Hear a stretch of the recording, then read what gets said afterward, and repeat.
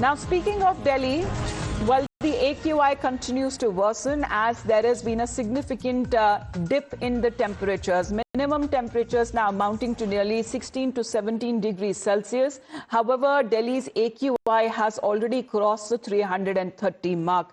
Currently, where I'm reporting from, the AQI, as I speak, is said to be in the very poor category. And what we are looking at the current conditions there, it is at 303, which continues to remain in the very poor category, a thick layer of smog that continues to blanket several parts of the national capital.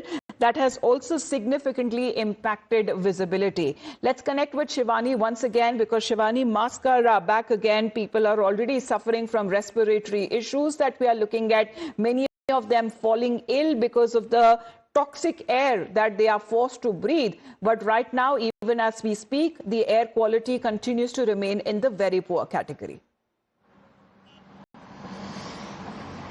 Well, indeed, Amita. In fact, I myself can feel a choke in my, throat, and of course, difficulty in breathing. Of course, the eyes are a bit watery.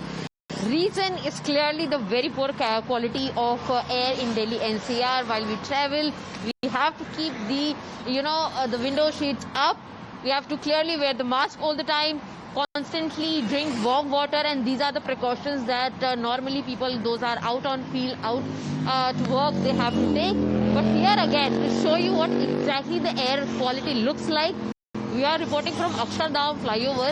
Again, through the visual, you will see that as we are talking and repeatedly reporting about the air pollution, constantly the quality of air has got even worsened. And in fact, for the vehicles, if we talk, the visibility is poorly 100 to 150 meters. Whereas if we see the entire area of the temple, you will see there is this grey layer of fog or smog that can clearly be seen. In fact, not only this, but the entire Delhi NCR, especially multiple areas, those are very highly crowded, but the residentials are under very poor category. For example, Patparganj is under very poor with the 351 AQI, and Noida again is 324 AQI. ITO has 373. Anand Vihar, which is the most polluted, has come down to 355.